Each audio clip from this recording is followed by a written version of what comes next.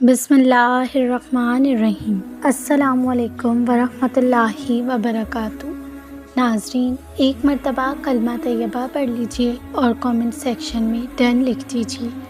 آپ کے ہر مسئلے کا علاج اس وظیفے میں ہے۔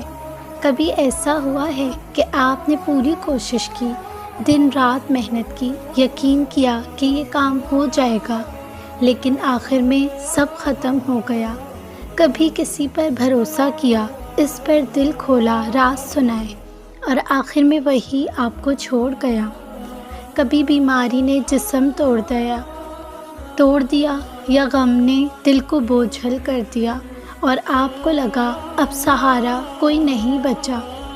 ایسے وقتوں میں یہ کلمات زندگی کا سہارا بن جاتے ہیں۔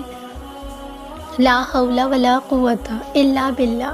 یہ کلمات صرف ایک ذکر نہیں بلکہ ایک حقیقت کا اعلان ہے۔ یہ وہ وقت ہے جب آپ اللہ کو کہہ رہے ہوتے ہیں، یا اللہ میں نہیں کر سکتا مگر تو کر سکتا ہے نا۔ یہ آپ کے دل کو یاد دلاتے ہیں کہ تمہاری طاقت تمہاری نہیں تھی، تمہارا سہارا، تمہاری محنت تمہاری نہیں تھی، تمہاری امید، تمہاری تدبیر تمہاری نہیں تھی۔ تمہارا اصل سہارا صرف اللہ پاک ہے۔ اللہ تعالیٰ نے وعدہ کیا ہے، وَمَن يَتَوَکَّلْ عَلَى اللَّهِ فَهُوَ حَسْبُهُ۔ جو اللہ پر بھروسہ کرے تو اللہ اس کے لیے کافی ہے۔ ابن القیم رحمۃ اللہ علیہ نے کہا، جو بھی پریشانیوں میں مبتلا ہو اسے چاہیے کہ بار بار کہے لا حول ولا قوت الا باللہ۔ چلے ہم لا حول ولا قوت الا باللہ پر تفصیلی تدبیر کرتے ہیں۔ اس کے ہر لفظ پر عربی کے روٹ ورڈز کے ساتھ سمجھتے ہیں تاکہ یہ صرف ایک دعا نہ رہے بلکہ آپ کے دل و دماغ میں اس کا اصل وزن اور گہرائی اتر جائے۔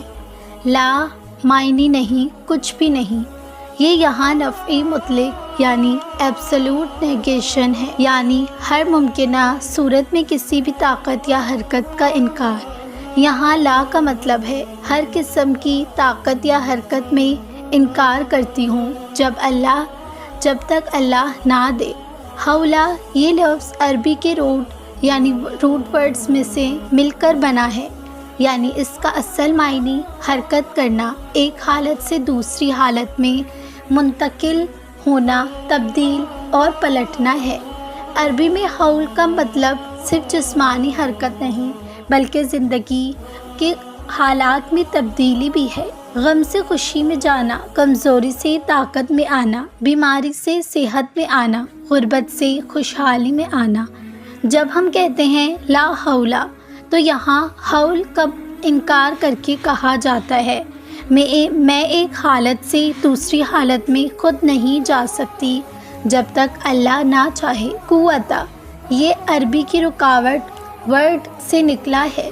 اصل معنی قوت، طاقت، اختیار، ہمت، سہارا۔ قوت صرف جسمانی طاقت نہیں ہے بلکہ فیصلے لینے کی طاقت، صبر کرنے کی طاقت، کسی گناہ کو چھوڑنے کی طاقت، مشکل برداشت کرنے کی طاقت، نیک کام کرنے کی طاقت۔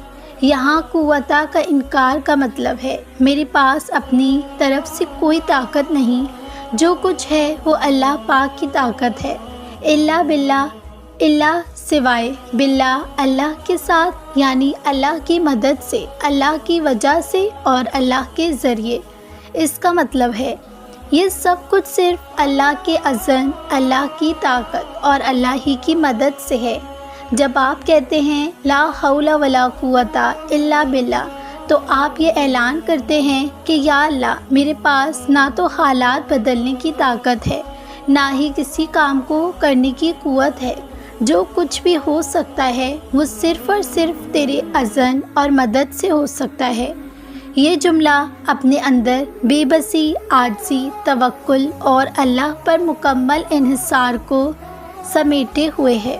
یہ کلمات محض ہونٹوں کا ورد نہ بنائیں، انہیں دل میں اتاریں، ان میں اپنی ٹوٹی ہوئی امیدیں لپیٹ دیں، اپنے آنسو سمیٹ دیں اور اللہ کے قدموں میں رکھ دیں۔ کب پڑھیں؟ جب آپ گناہ چھوڑنے کی کوشش کر رہے ہیں، جب حالات ہاتھ سے نکل جائیں، جب تھکن اور مایوسی آپ کو دبا دے، جب کسی اہم فیصلے کے رہائنے پر ہوں، جب دعا مانگے اور یقین بڑھانا چاہیں، جب سب دروازے بند ہوں، جب جواب صرف خاموشی ہو، تب یہ پڑھیں اور یقین رکھیں کہ اللہ پاک سن رہا ہے، دیکھ رہا ہے اور وقت آنے پر دروازہ کھلے گا انشاءاللہ۔ اس ویڈیو کا دوسرا عنوان ہے، اگر قارن کو بتا دیا جائے کہ آپ کی جیب میں رکھا ATM کارڈ اس کے خزانوں کی ان چابیوں سے بہتر ہے جنہیں اس کے وقت کے طاقتور ترین انسان بھی اٹھانے سے عاجز تھے، تو قارون پر کیا بیتے گی؟ اگر کسریٰ کو بتا دیا جائے کہ آپ کے گھر کی بیٹھک میں رکھا صوفہ اس کے تخت سے کئی زیادہ آرام دہ ہے تو اس کے دل پر کیا گزرے گی؟ اور اگر قیصر روم کو بتا دیا جائے کہ اس کے غلام شتر مرغ کے پیروں سے بنے ہیں جن پنکھوں سے اسے ہوا پہنچایا کرتے تھے، اس کے گھر کے پنکھے اور AC کے 1000ویں حصے کے برابر بھی نہیں تھے، تو اسے کیسا لگے گا؟ آپ اپنی خوبصورت کاریگری کو خاں کے سامنے فراٹے بھرتے ہیں، گزر جائیے، کیا اب بھی آپ اس کی اپنے گھوڑوں پر غرور اور گھمنڈ ہوگا؟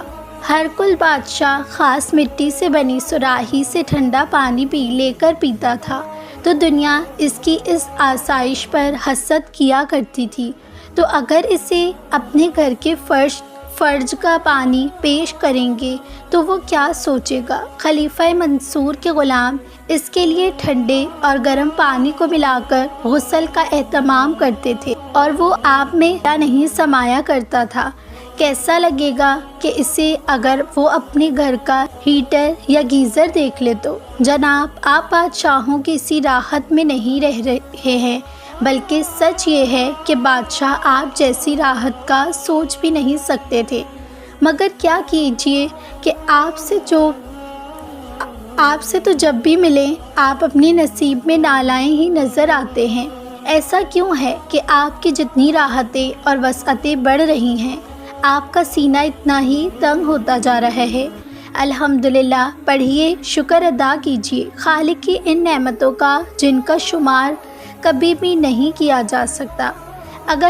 اگر کسی کو بتایا جائے کہ تم نے جو طویل مسافتیں طے کر کے ہندوستان فتح کیا، آج وہی فاصلہ چند گھنٹوں میں طے کیا جا سکتا ہے، تو اس کا رد عمل کیا ہوگا؟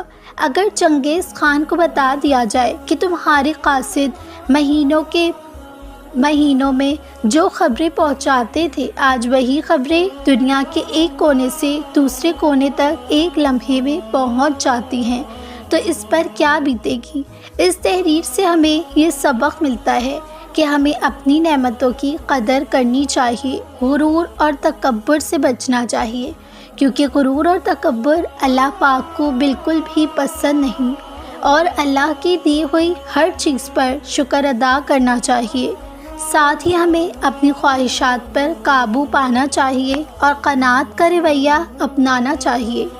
ناظرین، امید کرتی ہوں آپ کو آج کے ویڈیو کا عنوان اچھا لگا ہوگا۔ اگر اچھا لگا ہے تو اسے اپنے دوستوں کے ساتھ ضرور شیئر کیجیے، میرے چینل کو سبسکرائب کیجیے، برابر میں دیے گئے بیل بٹن کو بھی پریس کر دیجیے تاکہ میری ہر نئی آنے والی ویڈیو کا نوٹیفیکیشن آپ کو ضرور پہنچے۔ جزاک اللہ خیرن۔